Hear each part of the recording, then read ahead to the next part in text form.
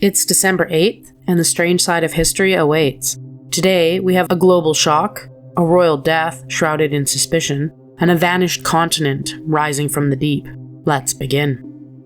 On December 8th, 1980, New York moved through an ordinary winter night, unaware that one of the most chilling moments in music history was unfolding in the shadows outside the Dakota Building. John Lennon and Yoko Ono returned home after an evening at the studio. Someone had been waiting there all day long, blending into the crowds, quiet, calm, almost forgettable. Hours earlier, John had done something strangely poetic and tragically eerie. A man approached him with an album and a pen. Lennon, ever patient, signed his name and a polite smile. A photographer captured the moment, a final image of John Lennon alive, standing beside the man who would soon kill him. As the couple approached the archways of the Dakota that night, the street lamp flickered. The waiting figure stepped from the shadows, and in a moment that still haunts the world, the silence shattered. John Lennon collapsed just steps from his home in the very spot where he had shown kindness to a stranger who had now taken his life. A final photograph that now feels like a warning frozen in time. December 8th became a date forever etched with eerie coincidence and the loss of a legend.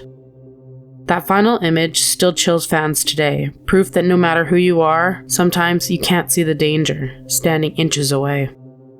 On December 8, 1560, France awoke to a royal silence so heavy, so unnatural, that it felt like the walls of the chateau themselves were holding their breath. Inside was young King Francis II, barely 16 years old and laying dying. His decline had been sudden and deeply unsettling. Courtiers whispered that the king had been poisoned, that enemies of the crown had struck in the shadows. Others insisted it was nothing more than an ear infection, though no one had ever seen such a thing turn fatal so quickly. They claimed that the boy king's breathing grew shallow. Dark veins began to creep across his neck as if something unseen was spreading beneath his skin, something no physician could explain. Mary, Queen of Scots, his young bride, kept vigil at his side, powerless as the life faded from the only protector she had in the treacherous French court. With Francis's final breath, her world shifted.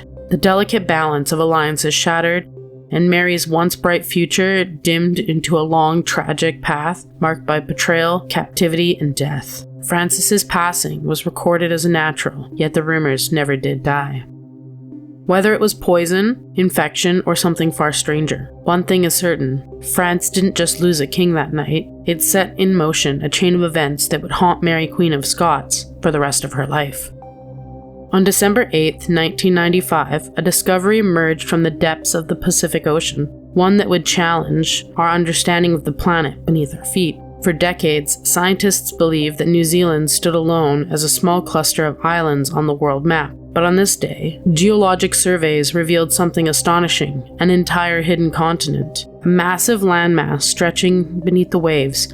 A continent now known as Zealandia. 94% of it lies underwater, invisible to the human eye, yet larger than India in its full expanse. But what was most unsettling wasn't its size. It was what they found on the surface 2 miles below the ocean. As sonar pulses swept across the submerged terrain, researchers expected jagged ridges and natural formations. Instead, they saw something that sent ripples through the scientific community. Rectangular patterns, long straight lines intersected at perfect angles, shapes that looked eerily like corridors, foundations, or walls. The official explanation dismissed them as geological fractures, formations produced by ancient tectonic pressures. Whispers began of a lost civilization, swallowed by the rising sea, of structures too precise to be accidental, of a continent that vanished so completely only the ocean remembers its shape. Even today, those sonar images remain evaded, fueling theories that something once stood there.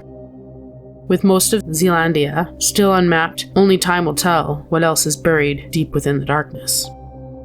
Another day, another strange bite from history. Like, comment, and subscribe. Your next eerie dose is just a day away.